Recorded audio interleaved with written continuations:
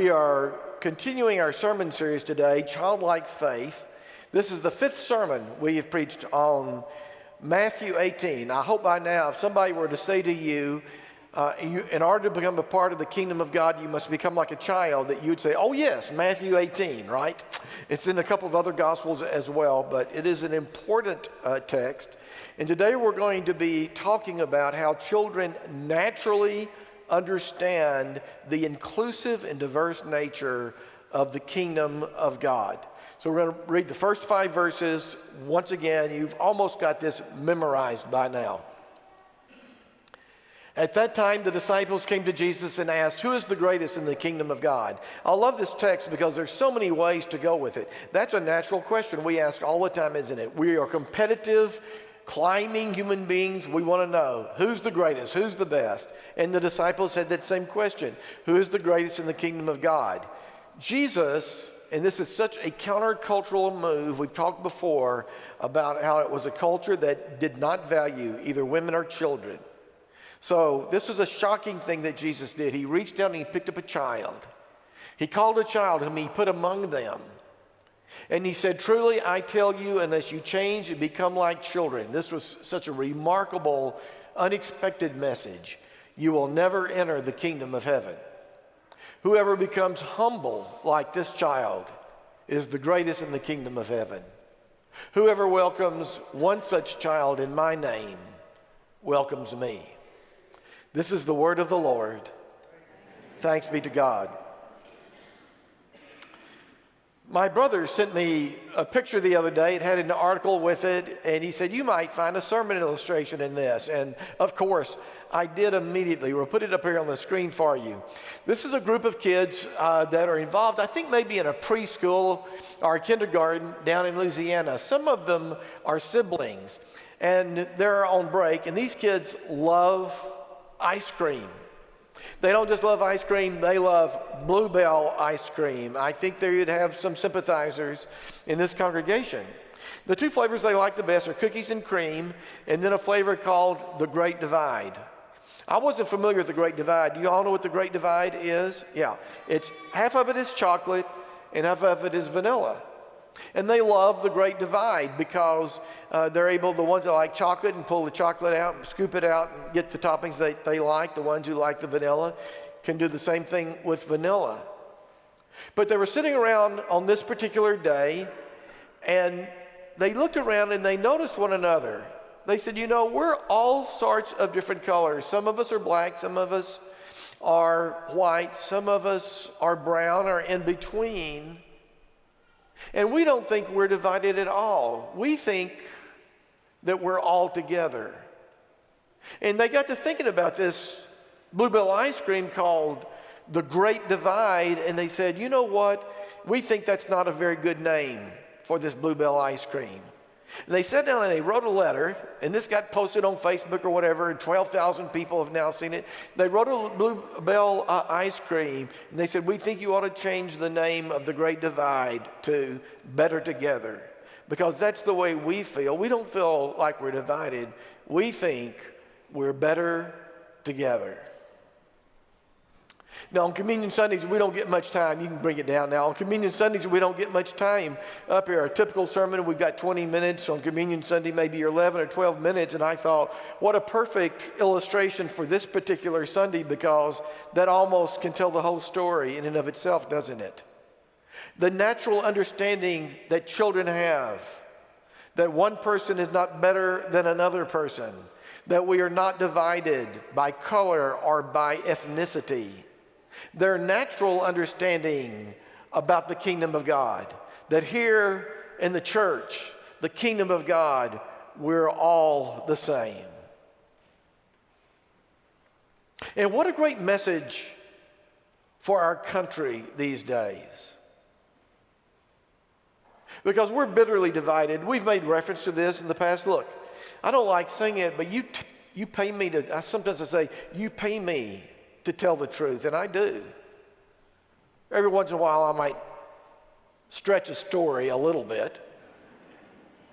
But you pay me to tell the truth, and for the most part I do. And the truth of the matter is that our country is horribly divided right now. I mean, when I leave the walls of this church and I go watch TV or pick up the newspaper, it doesn't make any difference whether I'm reading the Wall Street Journal, the New York Times, I read them both. When I go out, all I hear about is a country that is bitterly divided. One of the reasons I believe so powerfully in the church these days is when I come to this church, this congregation, whom I love and have loved for many, many years, we've always been extremely diverse and extremely inclusive. So I don't know what the percentage is, but as far as I can tell, half of you are Democrats and half of you are Republicans, maybe some independents thrown in there. Half are progressives, half are conservatives, and I can go right down the line. Theologically, some of you believe this way, others believe that way. This church has never, ever been uniform in any way whatsoever. But when you come into the walls of this church, or when you come to Vacation Bible School, when you go to your Sunday schools, rather than being the great divide, you become better together. Better together. And that is the message of the kingdom of God, isn't it?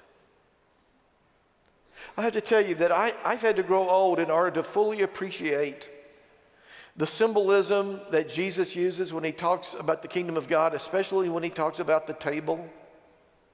What has become, it didn't used to be, but what has become a really, really important story for me is the story of the rich man who decides to throw a banquet, and he sends his servants out to invite people to the banquet, and some come, but others say, no, too busy. And he says, well, go and get people that I don't even know, and they invite them. And he says, go into the alleys and get the tax collectors and the prostitutes and those who are poor and bring them.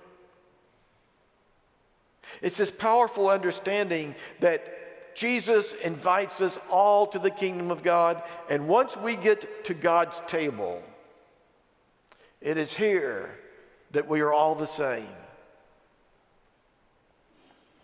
And so that's why Holy Communion is so important to us, isn't it? And as United Methodists, I have to tell you, as a Wesleyan, as a United Methodist, it's why the open table is so important. That we don't believe that there's somebody that's good enough to come to the table and somebody that's not good enough to come to the table. We don't believe in the great divide between those who sit at the table of God and those who aren't invited to the table of God. We believe that everyone is invited.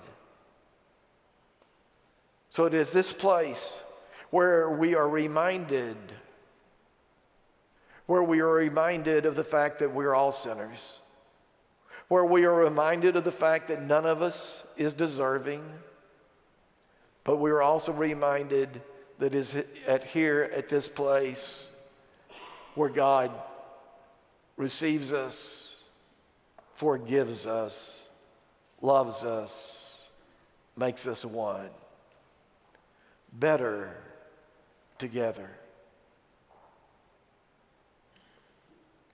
I have a vision for the role that the church can play in the life of our country right now, and I can see it when I stand before you, because you see, our country is divided like this, but I think when the church comes together as the church, as Mark Miller puts it, we draw a big circle, and it's right and left, conservative, progressive, Republican, Democrat, independent. We are all united and better together by the grace of Jesus Christ. No longer the great divide. Better together. Jesus said, you must become like a child in order to enter the kingdom of God. A few years ago, my oldest grandson taught me that in a particularly powerful way. They were living in Denton. My grandson, Liam, was in the first grade. He attended this great school.